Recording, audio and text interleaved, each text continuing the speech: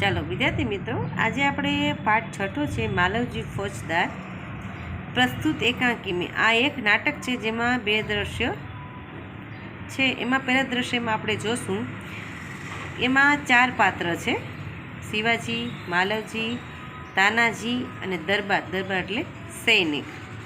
પહેલા દ્રશ્યમાં શું છે? સ્થાન ક્યાંનું છે? સ્થાન છે શિવાજીનો ઓરડો, શયનકક્ષ એટલે સૂવા માટેનો ઓરડો. एक सुसज्जित कमरे में शिवाजी एक पलंग पर सो रहे हैं. सामने भवानी का चित्र लटक रहा है. पास ही किशोर आयोग का मालवजी हाथ में नंगी तलवार लिए शिवाजी की हत्या करने के लिए तत्पर है. शिवाजी एक भयानक स्वप्न देखकर अचानक आंखें मलते उठ बैठते हैं. मालवजी उन पर वार करता है. पीछे से तानाजी आकर उसका हाथ पकड़ लेते हैं. शिवाजी प्रेम भय दृष्टि से तानाजी की ओर देखते हैं. પહેલું દ્રશ્ય છે. જો પહેલું દ્રશ્યમાં શું બતાવવામાં આવ્યું છે કે એક સરસ મજાનો ઓરડો છે. ઓરડામાં શિવાજી છે એ પલંગ ઉપર સૂતા છે અને સામે છે એક ભવાની માનું ચિત્ર એટલે ફોટો લટકે છે. અને એની બાજુમાં જ એક કિશોર આયુકા માલવજી એટલે કે એક નાની ઉંમરનો એવો છોકરો હોય છે જેનું નામ માલવજી છે. એ એના હાથમાં તલવાર લઈને શિવાજીની હત્યા કરવા માટે ઊભો હોય છે. ત્યાં શિવાજીને એક ભયાનક સપનું આવે છે અને સપનામાંથી એ ઊભા થઈ જાય છે. ત્યાં તરત જ સીધા માલવજી હોય છે એ તલવારથી શિવાજી ઉપર વાર કરે છે અને પાછળથી જે તાનાજી હોય છે એનો તરત સીધેનો હાથ પકડી લે છે અને શિવાજી છે એ तानाजी तरफ प्रेम भय दृष्टि से की ओर देखते કે હસતા હોય એવી દ્રષ્ટિથી તે શિવાજી હોય છે એ તાનાજીની સામે જોવે છે. શિવાજી આશ્ચર્ય કરતે હુએ તુમ કોણ હો બસ. શું કહે છે? શિવાજીને આશ્ચર્ય થાય છે ને પૂછે છે કે દીકરા તું કોણ છો? તો બાળક જવાબ આપે છે, વીરતાપૂર્વક મેરા નામ માલવજી હે. એ ડૈરા વગર અને વીરતાપૂર્વક તરત કહે છે કે મારું નામ માલવજી છે. शिवाजी गंभीर स्वर में, मालवजी जानते हो इस अपराध के लिए क्या दंड भोगना होगा?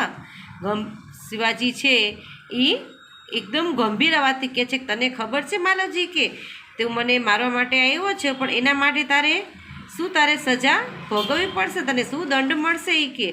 તો માલવજી તરત સીધા ડૈરા વગર, નિર્ભયતાપૂર્વક એટલે ડૈરા વગર તરત કહે છે કે હા મને ખબર છે, મૃત્યુ એ કે. શિવાજી मृत्युदंड पाने से पहले तुमको मुझे एक बात बतानी होगी.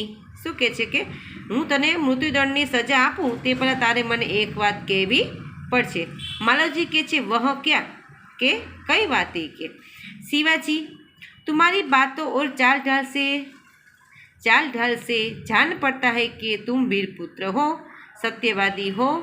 इससे मुझे आशा है कि तुम झूठ नहीं बोलोगे કે તારી વાતોથી મને એમ થાય છે કે તું વીરપુત્ર છું. તારી રીતભાતથી એમ ખબર પડે છે કે તું સાચું બોલવાવાળો છું અને એ ઉપરથી મને આશા છે કે તું મને ખોટો જવાબ આપીશ અને એને ખોટું તું બોલીશ નહીં. मालवजी जो बात सत्य है उसे मैं अवश्य बता दूंगा, इसमें छिपाने की क्या बात है. જો એવડું નાનો બાળક છે એ દૈરા વગર શું કહે છે કે જે વાત સાચી છે એ મારે તમને સાચું જ કહેવું પડે, એ મારે એમાં બીવાનું શું હોય કે એમાં છુપાવવાનું શું હોય કે. शिवाजी जो बात सत्य है उसे मैं अवश्य बता दूंगा.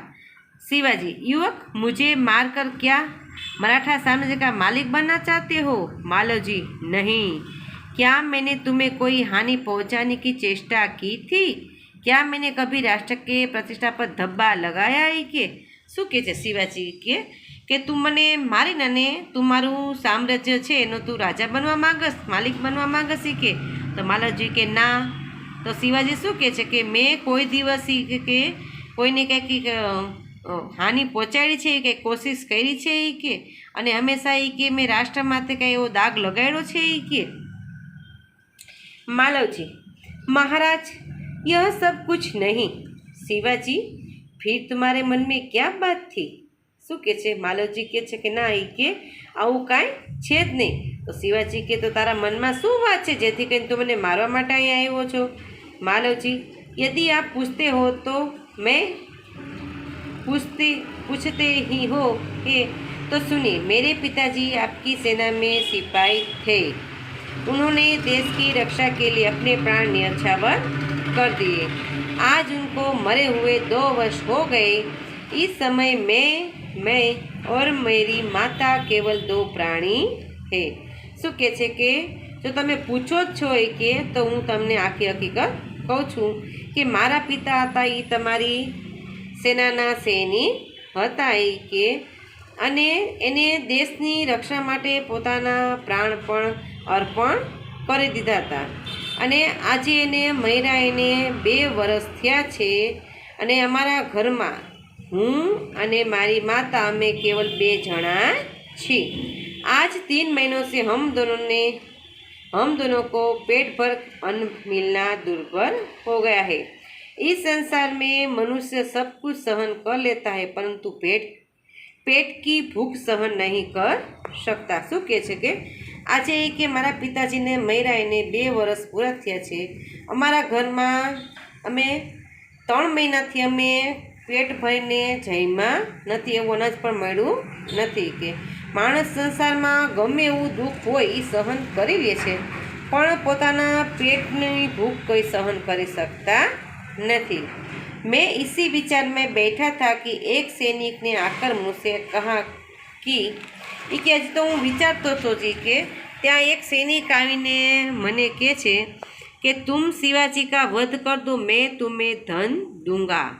એ કે હજી હું વિચારતો હતો કે ત્યાં તો કોઈક સૈનિક આવી મને કહે છે કે તું શિવાજીને તું મારી નાખી કે હું તને ધન આપીશ. કે महाराज, इसी लालच में मैं पढ़कर मैं आपकी हत्या करने के लिए आया था. अचानक उसी समय आपकी आँख खुल गई. કે હું પૈસાની લાલચમાં જ હું તમારી પાસે આવ્યો હતો કે તમને મારવા માટે, પણ હજી તો તમને મારવાનો પ્રયત્ન કરતો હતો ત્યાં તમારી આંખ ઉઘડી ગઈ. शिवाजी, अब तुम्हें इतना कष्ट था, जब तुम्हें इतना कष्ट था तब तुम मेरे पास क्यों नहीं आए? શું કે શિવાજી કે જ્યાં તને કે આટલું બધું દુઃખ હતું કે તો તું મારી પાસે તું કેમ ન આવ્યો હોય? કે मालवजी, महाराज, मेरे आने की क्या आवश्यकता थी? जिस वीर सैनिक ने देश की रक्षा के लिए अपने प्राण गंवा दिए, उसके परिवार पालन पोषण की चिंता करना तो आपका ही कर्तव्य है था ना. શું કહે છે માલવજી, જે વ્યક્તિએ કે તમારા જે વ્યક્તિ વીર સૈનિક હતો એ કે જેને દેશ માટે પોતાના પ્રાણ પણ ન્યોછાવર કે અર્પણ કરી દીધા કે એના પરિવારનું પાલન પોષણ ભરણ પોષણ કરવાની ફરજ જવાબદારી તો તમારી જ છે ને. बालक की निडरता को मन ही मन सराहते हुए शिखावटी रोज से. શું કહે છે કે નાનું બાળક જો આટલી વાત કહી જતું હોય કે તો પેલા તો શિવાજી મનમાં પોતે ખુશ થાય.